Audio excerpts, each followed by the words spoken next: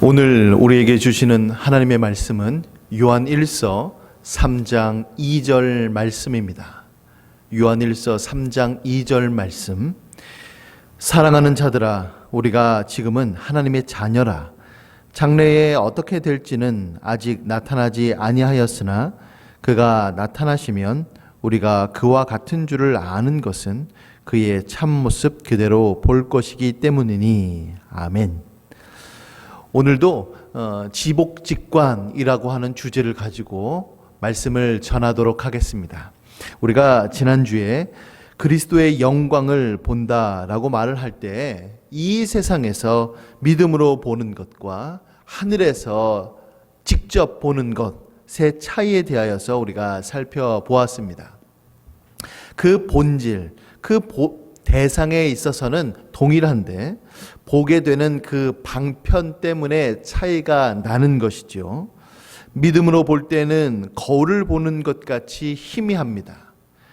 그러나 직접 볼 때는 온전하게 드러나게 됩니다. 왜냐하면 대상이 온전히 드러나기 때문이며 또한 그 대상을 바라보는 새로운 시각이 부여되기 때문에 그러는데, 바로 우리가 부활체, 그 부활의 몸을 입기 때문에 그렇습니다. 오늘은 왜 그리스도의 영광을 보는 것을 우리가 사모해야 하는가? 그리스도의 영광을 보면 우리에게 무슨 일이 일어나고 또 믿음으로 볼 때와 직접 보게 될 때 나타나는 효과는 어떻게 다른가에 대하여서 살펴보고자 합니다. 오늘 읽은 요한일서 3장 2절 말씀을 보면은 하나님의 자녀인 우리가 장차 하늘에서 어떻게 될 것인지, 그러니까 어떻게 변화될 것인지에 대하여서 설명하고 있습니다. 장래에 어떻게 될지는 아직 나타나지 아니하였으나 라고 이렇게 말씀이 되어 있는데요, 장차 일어나게 될 변화가 지금은 일어나지 않았다라고 하는 의미입니다. 또 계속해서 나아가면 그리스도께서 그가 나타나시며 라고 이렇게 되어 있는데, 그것은 바로 예수 그리스도께서 나타나시면 이라고 하는 의미이고요. 계속해서 읽어보면 우리가 그와 같은 줄을 아는 것은 곧 우리가 주님과 같게 되는 것, 주님처럼 변화되는 것을 의미합니다.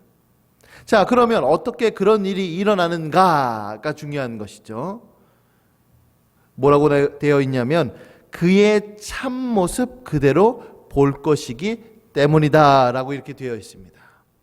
그러니까 지금은 아직 변화가 이루어지지 않았는데 그가 나타남을 통하여서 우리가 그의 모습을 직접 봄을 통하여서 그와 같이 변화된다라고 하는 의미입니다. 여기서 중요한 원리가 등장합니다. 바로 하늘에서 그리스도의 영광을 볼 때에 우리는 주님과 같아지는 효과가 나타난다는 사실입니다. 이 사상은 성경 전체에 나타나고 있는데요, 빌립보서 3장 21절 말씀에는 이렇게 말씀하고 있습니다. 그는 만물을 자기에게 복종하게 하실 수 있는 자의 역사로 우리의 낮은 몸을 자기 영광의 몸의 형체와 같이 변하게 하시리라. 고린도전서 15장 49절과 51절에는 이렇게 말씀합니다. 우리가 흙에 속한 자의 형상을 입은 것 같이 또한 하늘에 속한 이의 형상을 입으리라. 보라, 마지막 나팔의 순식간에 홀연히 다 변화되리니 라고 이렇게 말씀합니다. 우리는 이것을 두고 영화, 그러니까 영광스럽게 변화된다 라고 이렇게 명명합니다.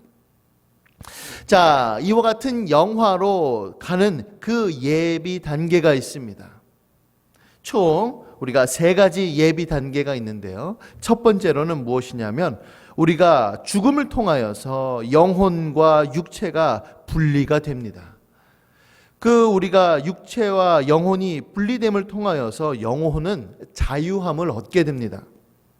이 자유는 육체의 영향을 받았던 그 연약함, 그 불안정함, 그 어둠과 불확실성, 그 두려움 등으로부터의 자유입니다. 우리가 보통 이제 영적 침체라고 얘기를 하죠. 그 영적 침체 중 여러 요인이 있지만은 그 중에 하나가 바로 육체의 그 연약함, 그 육체의 질병을 통하여서 우리의 그 영적인 것이 침체될 경우들이 많습니다. 이를테면 스펄전 목사님은 비장이나 위장 등이 약한 경우는 우리가 참 때로는 낙심하고 낭망하고 영적인 침체에 빠지는 경우들이 종종 있다라고 얘기를 했습니다.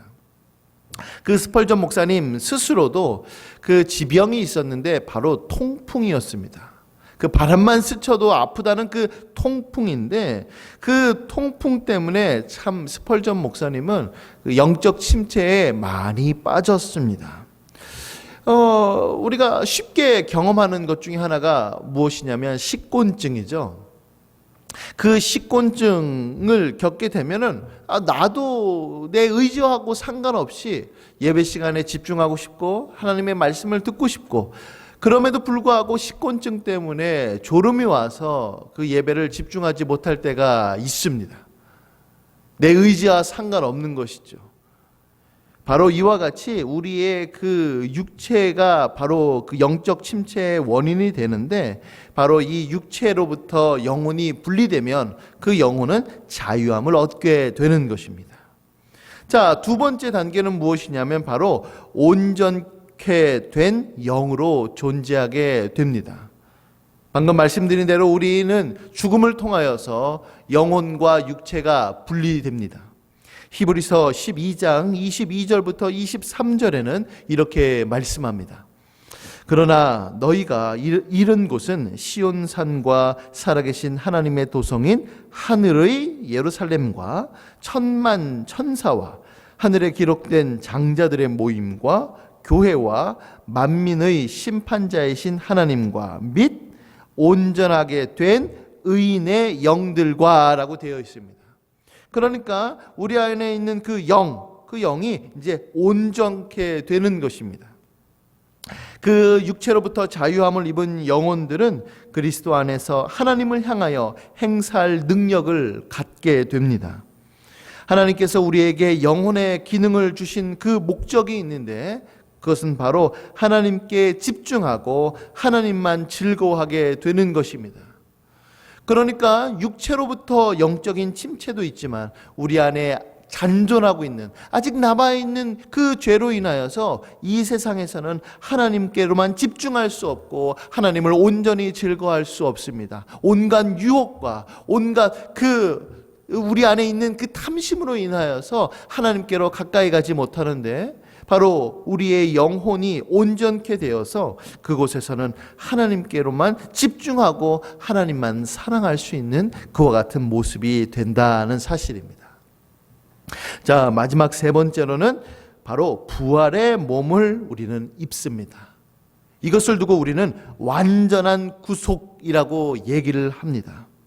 우리는 지금 죽고 난 이후에 영혼과 육체가 분리돼서 우리 영혼이 천국에 가는 것, 이것은 바로 구원받았다라고 얘기를 하는데 성경은 그렇게 얘기하지 않고 바로 우리의 영혼과 육체, 특별히 우리의 육체가 부활하게 될 것이다. 그래서 그 영혼과 육체가 다시 하나가 될 것이다 라고 이렇게 말씀합니다. 부활체는요, 그 영혼의 작용에 아무런 방해도 하지 않을 만큼 아주 탁월합니다. 예를 들어서 태양빛이 너무나 좋다 할지라도 그 태양빛을 우리의 눈으로 직접 보게 된다면 우리의 시각은 바로 눈이 멀어버리게 됩니다. 이와 같이 하나님을 보고 싶지만 그 하나님을 본 육체들은 어떻게 되냐면 요한계시록 1장 17절 말씀에는 이렇게 말씀합니다. 내가 볼 때에, 그러니까 사도 요한이죠. 사도 요한이 예수 그리스도를 볼 때에 그의 발 앞에 엎드려져 죽은 자 같이 되매 라고 이렇게 되어 있습니다. 또 다니엘서 10장 8절 말씀에는 이렇게 말씀합니다. 그러므로 나만 홀로 있어서 이 큰 환상을 볼 때에 내 몸에 힘이 빠졌고 나의 아름다운 빛이 변하여 썩은 듯하였고 나의 힘이 다 없어졌으나 라고 이렇게 되어 있습니다. 그러니까 지금 우리의 이 육체를 통하여서는 하나님을 볼 때에, 그리스도를 볼 때에는 우리의 육체가 너무나도 연약하여서 거의 죽은 자와 방불할 정도로 되는데, 나중에 이 부활체를 입게 될 그때에는 우리 안에 있는 영혼의 행사, 그러니까 하나님만을 집중하고 하나님만을 의지하고 하나님만을 즐거워하는 그 복된 그 기관을 오히려 더 도와주는 역할을 하게 되는 것입니다. 바로 이와 같이 죽음을 통하여서 영혼과 육체가 분리되고, 그래서 분리된 그 영혼이 온전케 되고, 다음 예수 그리스도께서 재림하실 그때의 부활의 몸을 입은, 그래서 영혼과 육체가 다시 하나가 된 그 예비 단계를 거친 후에야 우리가 그리스도의 영광을 직접 보게 될 것이며, 우리는 그 이후에 주님처럼 같아지게 될 것입니다. 자, 흥미로운 점은 무엇이냐면, 이 세상에서 믿음으로 그리스도의 영광을 볼 때에 그 효과가 무엇이냐면 동일하게 그리스도와 같아지게 된다는 사실입니다. 자, 고린도후서 3장 18절 말씀을 한번 주의해 보도록 하겠습니다. 이거는 그 성화에 관련된 그 문구입니다.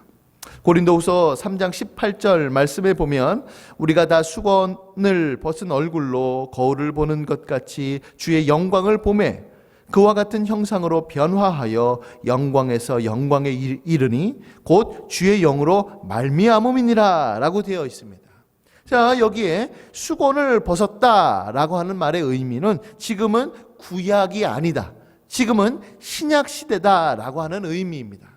또한 거울을 본다라고 하는 의미는 요즘과 같은 그와 같은 거울이 아니라 옛날에는 기술이 발달하지 않았기 때문에 희미했습니다. 그래서 거울을 본다라고 하는 의미는 무엇이냐면 희미하게 본다라고 하는 의미입니다.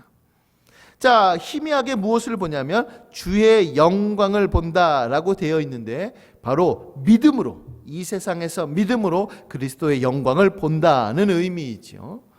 자, 그와 같은 형상으로 변화하여 주님의 영광을 보고 믿음으로 보았을 때에 그리스도와 점차 같아지게 된다, 변화되게 된다라고 하는 의미입니다. 그리고 영광에서 영광으로 라고 하는 말의 의미는 바로 그 성화가 점진적으로 이루어진다라고 하는 표현입니다. 자, 즉 그리스도의 영광을 이 땅에서 믿음으로 보는 것과 하늘에서 직접 보는 것의 차이점은 무엇이냐면, 바로 이 세상에서는 점차적으로 이루어지고, 그러나 하늘에서는 순식간에 변화된다, 호련히 변화된다라고 하는 의미입니다. 그럼에도 불구하고 공통점은 무엇이냐면 바로 그리스도를 닮게 되는 겁니다. 그리스도처럼 변화되게 되는 것입니다. 그리스도와 같게 되는 것입니다. 자, 성화는 바로 거룩한 변화인데, 거룩한 변화라고 말을 할 때는 그 대상이 중요한 것이죠. 바로 그 기준과 목표가 필요한데, 바로 그 기준과 목표, 그 그리스도, 그 예수님을 점진적으로, 그 거룩의 대상인 그 예수님을 점진적으로 닮아가는 것이며, 영화는 그 거룩의 대상인 그 예수님을 순식간에 영광스러운 주님처럼 닮아가게 되는 것입니다. 여러분, 이것이 바로 신앙생활의 핵심입니다. 하나님께서 왜 여러분들을 부르셨습니까? 하나님께서 여러분들을 왜 예정하셨습니까? 하나님께서 여러분들을 왜 예수님을 믿게끔 하셨습니까? 로마서 8장 29절부터 30절에는 이렇게 말씀합니다. 하나님이 미리 아신 자들을 또한 그 아들의 형상을 본받게 하기 위하여 미리 정하셨으니 이는 그로 많은 형제 중에서 맏아들이 되게 하려 하심이니라. 또 미리 정하신 그들을 또한 부르시고 부르신 그들을 또한 의롭다 하시고 의롭다 하신 그들을 또한 영화롭게 하셨느니라 라고 되어 있습니다. 그러니까 그의 아들의 형상을 본받는 것, 그것이 바로 영화롭게 되는 것입니다. 우리가 영광스럽게 변화되는 것이죠. 또 골로새서 3장 10절에는 이렇게 말씀합니다. 새 사람을 입었으니 이는 자기를 창조하신 이의 형상을 따라 지식에까지 새롭게 하심을 입은 자니라. 그러니까 그리스도 예수의 형상을 따라 우리가 변화된다라고 하는 의미입니다. 또 에베소서 4장 13절과 15절은 이렇게 말씀합니다. 우리가 다 하나님의 아들을 믿는 것과 아는 일에 하나가 되어 온전한 사람을 이루어 그리스도의 장성한 분량이 충만한 데까지 이르리니 오직 사랑 안에서 참된 것을 하여 범사에 그에게까지 자랄지라. 그는 머리니 곧 그리스도라 라고 이렇게 말씀합니다. 여러분, 우리가 예수 그리스도를 믿습니다. 그래서 죄 사함을 얻게 되지요. 우리는 의인이 됩니다. 하나님의 자녀가 되는 것입니다. 그러나 이와 같은 것은 우리 신앙생활의 시작입니다.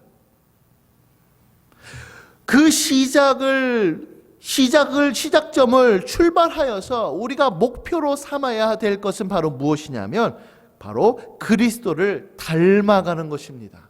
그리스도처럼 변화되는 것입니다. 토마스 굿인이라고 하는 청교도 목사님은 이렇게 말씀했습니다. 신앙의 단계가 있는데 바로 맨 처음에는 그 사람들이 그리스도께로 다가올 때에 주님, 제 죄를 용서해 주십시오 라고 하는 그것 때문에 그리스도께로 다가온다는 것입니다. 그 이후에는 그리스도의 의의를 덧입기 위하여서 다가오게 되는 것이며 그 다음 단계는 바로 그리스도의 그 탁월하신 그 인격을 사모하는 마음으로 다가온다라고 되어 있습니다. 이것이 바로 신앙의 단계인 것이죠. 그래서 우리를 뭐라고 칭합니까? 우리를 뭐라고 부릅니까? 바로 그리스도인이다. 크리스찬이다. 그리스도를 닮은 자다라고 이렇게 표현을 하는 것입니다. 베드로후서 1장 4절에는 이렇게 말씀합니다. 너희가 정욕 때문에 세상에서 썩어질 것을 피하여 신성한 성품에 참여하는 자가 되게 하려 하셨느니라. 신성한 성품, 바로 신의 성품, 하나님의 성품에 참여하는 자가 되는 것입니다. 이것이 바로 우리가 목표로 삼아야 할 것입니다. 바로 하나님께서 우리를 예정하시고 부르시고 예수님을 믿게끔 하신 그 이유와 목적인 것입니다. 자, 그렇다면 이 세상에서 그리스도를 닮는 것, 그 영적인 변화를 겪게 되는 원인과 도구적인 그 원인은 무엇일까요? 당연히 믿음을 통하여서입니다. 사실 믿음의 역사는 불완전합니다. 그래서 성화가 점진적이고 부분적일 수밖에 없는 것이죠. 점진적이고 부분적이기 때문에 단번에 그리스도의 형상으로 변화시키지는 못합니다. 마치 어린아이가 자라는 것처럼 어린아이가 태어나자마자 한꺼번에 순식간에 어른이 되지 않고 점차 자라나는 것처럼 우리도 점진적으로 주님을 닮아가게 되는 것이죠. 사실 본성의 빛, 그러니까 예수님을 믿지 않는 사람에게 혹은 모든 인류에게 주어지는 그 본성의 빛이 아무리 탁월하다 할지라도, 그러니까 매우 잘난 사람, 똑똑한 사람, 그 지식과 지혜가 많은 사람이라고 할지라도 그리스도를 볼 수가 없습니다. 왜냐하면은 믿음이 없기 때문이죠. 그렇기 때문에 그 사람에게는 변화가 전혀 없는 것입니다. 그러나 믿음의 빛, 그러니까 우리가 믿음을 소유하고 있어요. 그런데 그 믿음의 빛이 매우 약할지라도 그리스도를 볼 수 있기 때문에 우리는 변화가 일어나는 것입니다. 그래서 믿음이 약한 자라도 나타나는 그 변화의 현상은 무엇이냐면 바로 그리스도를 닮고자 하는 갈망이 있는 것입니다. 그래서 예수님을 믿는 사람과 믿지 않는 사람들은 확연히 차이가 나는 것이죠. 바로 예수님을 닮고자 하는 것. 그리스도께서 하나님께 온전한 순종을 바치셨던 것과 같이 우리도 하나님의 뜻에 순종하고자 하는 그 갈망이 있는 것이고, 그리스도께서 자신의 영광을 취하지 않으셨던 것처럼 우리도 우리의 영광을 우리에게 돌리지 않고 하나님께 돌리려고 하는 그 마음이 있는 것, 이것이 바로 우리 안에 믿음이 있다는 사실입니다. 자, 그러면 믿음이 어떠한 방식으로 우리를 변화시키는가? 대표적인 예가 무엇이냐면 바로 혈루증 앓은 여인입니다. 마가복음 5장 25절부터 34절에 보면 12년 동안 그 혈루증 앓은 여인에 대하여서 나옵니다. 마가복음 5장 25절부터 34절에 이렇게 말씀합니다.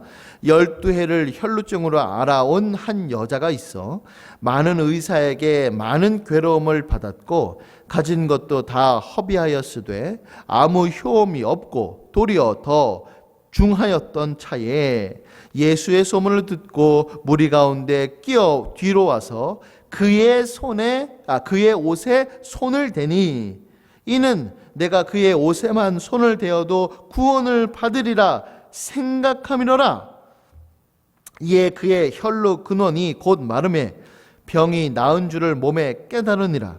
예수께서 그 능력이 자기에게서 나간 줄을 곧 스스로 아시고 무리 가운데서 돌이켜 말씀하시되 누가 내 옷에 손을 대었느냐 하시니 제자들이 여짜오되 무리가 애워싸 미는 것을 보시며 누가 내게 손을 대었느냐 물으시나이까 하되 예수께서 이 일을 행한 여자를 보려고 둘러보시니 여자가 자기에게 이루어진 일을 알고 두려워하여 떨며 와서 그 앞에 엎드려 모든 사실을 여쭈니 예수께서 이르시되 딸아 내 믿음이 너를 구원하였으니 평안히 가라 내 병에서 놓여 건강할지어다 라고 이렇게 말씀합니다. 그러니까 그 혈루증 앓는 그 여인이 예수님의 그 옷자락을 만진 것은 그냥 만진 것이 아닙니다. 내가 이 옷자락을 만진 것, 만져야겠다. 그러면은 내 혈루증이 나을 것이다 라고 하는 그 믿음, 그 믿음이라고 하는 도구를 가지고서 예수님의 옷자락을 만진 것입니다. 그러자 그리스도의 능력이 그녀에게 그녀에게 흘러 들어갔고 결국에는 고침을 받게 된 것이죠. 혹자는 옷자락을 만진 것 자체 때문이 아닌가라고 이렇게 얘기하는 사람들도 종종 있습니다. 그러나 우리가 다른 그 기적들을 보면 전혀 그 합당하지 않다는 생각을 하게 되는데요. 바로 백부장의 그 믿음을 보면 압니다. 백부장의 그 믿음. 그러니까 그 백부장이 예수님께서 뭐라고 말씀하시냐면은 내가 직접 가서 고쳐주겠다라고 말씀하시자 백부장이 이렇게 얘기합니다. 주님, 그렇게 하실 필요가 없습니다. 주님께서 말씀만 하시면은 병이 나을 수 있겠습니다. 라고 하는 그 믿음으로 그가 예수님께 요청하였고 바로 예수님께서 직접 가지 않았어도 병이 나았던 것입니다. 마찬가지로 예수님을 닮아가는 그 성화는 바로 이 믿음의 방편을 통하여서 예수 그리스도를 우리가 바라볼 때에 우리는 변화되는 것입니다. 그 변화시키는 능력이 그리스도께로부터 나와서 우리 영혼에 흘러가게 되는 것이죠. 그래서 히브리서 기자는 끊임없이 얘기를 합니다. 그리스도 예수를 바라봐라 라고 말이죠. 히브리서 12장 2절부터 3절은 이렇게 말씀합니다. 믿음의 주요 또 온전하게 하시는 이 예수를 바라보자. 여기서 바라볼 때 그냥 눈으로 바라보는 것이 아니라 믿음의 눈으로 바라보는 것입니다. 너희가 피곤하여 낙심하지 않기 위하여 죄인들의 이같이 자기에게 거역하신 일을 참으신 일을 생각하라. 여기서 말할 때 그 생각도 단순한 생각이 아니라 믿음으로 생각하는 겁니다. 믿음으로 예수님을 바라보고 믿음으로 생각하는 것. 그럴 때에만 바로 우리가 그리스도와 같이 변화되는 그 성화의 단계를 겪게 되는 것입니다. 사랑하는 청년 여러분, 이 점은 시사하는 바가 매우 큽니다. 왜냐하면 수많은 사람들이 예수님의 옷자락을 만지기 때문에 그렇습니다. 그러나 많은 사람이 예수님의 옷자락을 만졌어도 그들에게는 치유의 능력이 나타나지 않았습니다. 오직 믿음으로 예수님의 옷자락을 만졌던 그 혈루증 앓은 그 여인만이 바로 치유함을 겪게 된 것입니다. 그러므로 우리는 예배 드릴 때에 또 설교를 들을 때에 성찬에 참여하거나 성경 말씀과 기도 자리에 앉았을 그때에 믿음으로 해야 하는 것입니다. 믿음으로 행하지 않으면 우리는 변화되는 능력이 절대로 나타나지 않습니다. 성경에 대한 그 지식을 알고 있는 사람들, 오히려 더 저보다도 훨씬 더 많이 아는 사람임에도 불구하고 그는 그리스도 예수의 능력으로 혹은 그리스도 예수와 같이 변화되지 않을 수도 있습니다. 왜냐하면 이 성경 말씀을 읽을 때에 믿음으로 보지 않기 때문에 그렇습니다. 단순한 호기심으로 지적인 충족을 받는 그것으로 이 말씀을 보기 때문에 그러한 것입니다. 아무리 모태신앙으로 자랐어도 믿음이 없고 혹은 믿음으로 행사하지 않았다면 그 수많은 그 시간들은 아무런 소용이 없는 것입니다. 저는 개인적으로 그 콩나물 시루라고 하는 그 비유를 사용하는 것을 별로 좋아하지 않습니다. 가끔씩 어떤 분들이 콩나물 시루를 비유로 들면서 교회에 앉아 있으면 그래서 말씀을 듣습니다. 그래서 말씀을 듣다 보면은 믿음이 생긴다라고 이렇게 얘기를 하고 또 말씀을 듣다 보면은 변화되지 않겠는가라고 이렇게 얘기를 하는데 그거는 성경의 가르침과 전혀 맞지가 않습니다. 성경은 콩나물 시루처럼 쭉쭉쭉 그 물을 주면 그냥 자라난다라고 하지 않고 반드시 그 믿음으로만 모든 것이 변화된다 이렇게 얘기를 합니다. 그래서 계속해서 우리에게 요구하는 것은 믿음으로라고 하는 것을 강조하는 것입니다. 사랑하는 청년 여러분, 말씀을 정리하고 결론을 맺도록 하겠습니다. 여러분, 우리는 천국을 사모해야만 합니다. 하나님의 나라, 그 천국에 들어가는 것을 우리는 원해야 하고 갈망해야만 합니다. 그러나 천국을 사모한다는 것은 어떤 의미일까요? 이 힘든 세상 그냥 빨리 벗어났으면 좋겠다라고 하는 의미로 한다면은 그거는 타 종교인들도 그렇게 말합니다. 힘들고 지치고 너무나도 고된 이 삶 빨리 그냥 벗어났으면 좋겠다. 빨리 천국 갔으면 좋겠다. 라고 하는 것은 성경의 가르침과 어긋납니다.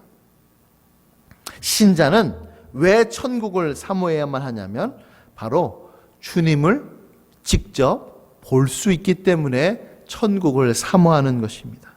천국에 올라가면 그분과 온전하게 변화되기 때문에, 그분과 같이 변화될 수 있기 때문에, 영광스럽게 그 영화의 단계에 이를 수 있기 때문에 우리가 천국을 사모하는 것입니다. 이 세상에 살면서 믿음으로 그리스도 예수를 바라볼 때에 그분의 그 영광스러움을 담고 싶어요. 그래서 그분의 겸손하심을 담고, 그분의 사랑을 담고, 그분의 그 수많은 것들을 담고 싶어서 애를 쓰다가, 그럼에도 불구하고 이 세상에서는 한계를 느끼고, 이 세상에서는 아쉬움을 갖고, 이 세상에서는 너무나도 부족함을 겪게 되니, 천국에서는 온전케 되는구나, 하나님의 나라에서는 완벽하게 변화되는구나 라고 하는 그 희망과 그 갈망을 가지고 우리는 천국을 소망해야 될 줄로 믿습니다. 마지막으로 시편 17편 15절 말씀을 읽고 마치도록 하겠습니다.